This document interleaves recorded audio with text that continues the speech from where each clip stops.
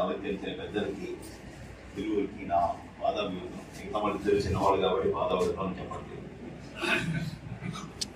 ఈరోజు అసలు మనందరికీ గర్వకారణం ఏంటంటే ఎఫ్టామ్ మొదలెట్టిన ఫౌండర్ ప్రెసిడెంట్ కింద గురుదిల్లీలు రమణ గారు ఉండడం మన అందరూ అదృష్టం.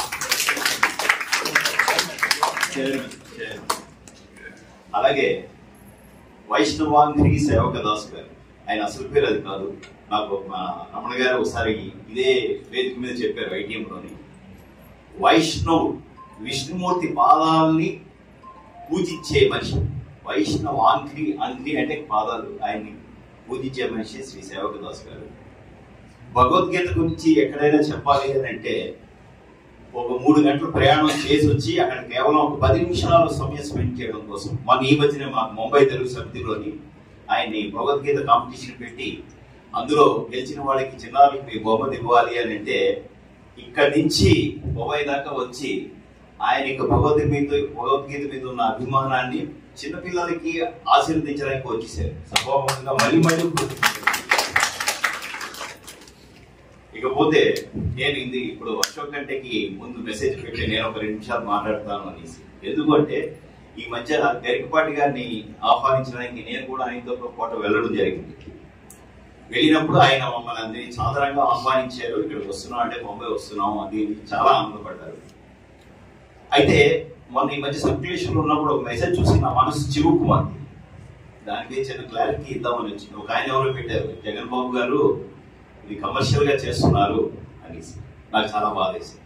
ఎందుకంటే నేను ఈ గోశాలకి ఆయన 1,25,000 రూపాయల పైచిలకు కామధేను గోశాలకి, కామధేను గోశాల అని మా అమ్మగారి పేరు పెట్టాను, దానికే ఆయన ఇచ్చారు. చిరంజీవి స్వామి గారి కార్యక్రమంలో వచ్చిన ధనంలోంచి కొంత ఆ గోశాలకి ఇచ్చిన మనిషి కమర్షియల్ ఎలా అవుతుంది? నా మనసు చాలా బాధపడింది.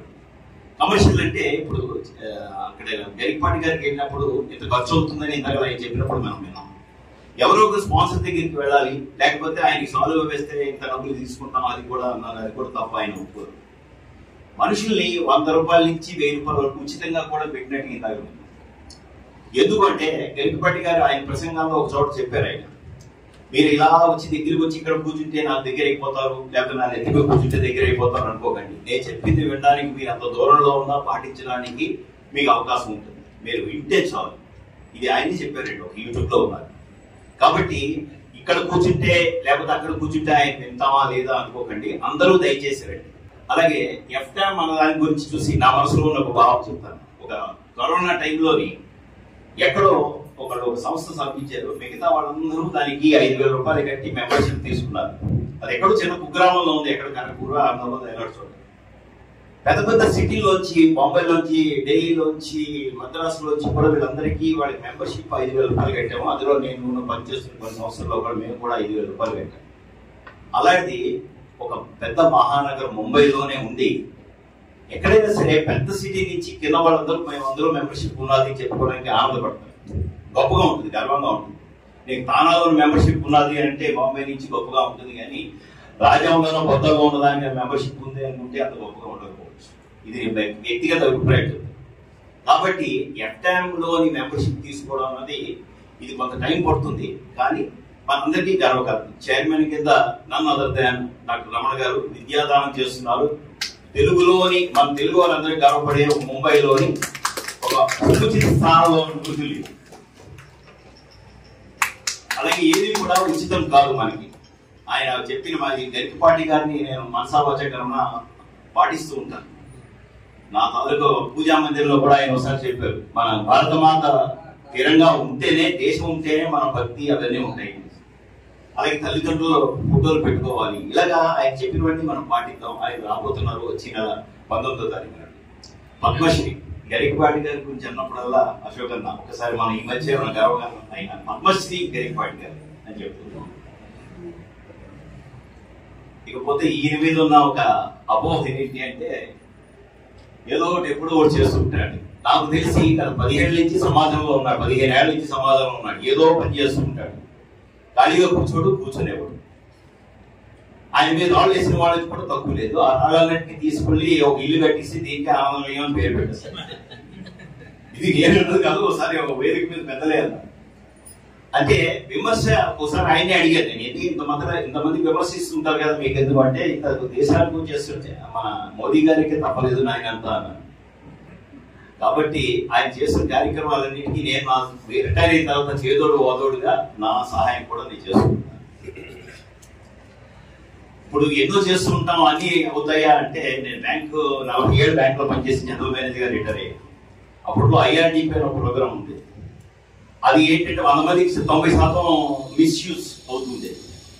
ఒకసారి ఇలాగే మా స్టాఫ్ అడిగాడు, ఎవరికి 100 మందికి ఇస్తున్నాం కదా అందరూ తినేస్తున్నారు అంటే ఎంతమంది బాగుపడతారన్నారు. 10 మంది. 10 ఏళ్ళ తర్వాత 100 మంది బాగుపడతారు కదా, అలా బట్టి ఇచ్చేద్దాం. అలాగా మనం చేస్తాం అనుకునే కార్యక్రమాల్లో ఎన్నో ఒకటి. ఇంతకు గురువు గారు కూడా చెప్పారు, కాలనీలో 1000 మంది ఉంటే అందులో 10 మంది 15 మంది మార్నింగ్ వాక్ చేస్తారు. వాళ్ళకి ఇన్స్పిరేషన్ ఇవ్వడం కోసం ఈ 10 మంది చేస్తూ వచ్చి ఆడికి 20 మంది అవ్వచ్చు. అలాగే సో ఇనిషియేషన్ అనేది మొదట్లో చిన్నగానే ఉంటుంది.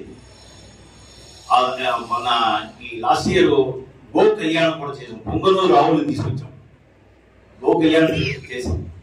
అక్కడ ఎందుకు అని అడిగారు. అందరూ అడిగితే ఈ ప్రాంతం అంతా సుభిక్షంగా ఉండాలి అనే ఉద్దేశంతో చేస్తున్నాం అని చెప్తే చాలా ఆనందపడ్డారు. అక్కడ లోకల్ వాసులందరూ కూడా మాతో మమేకమయ్యారు.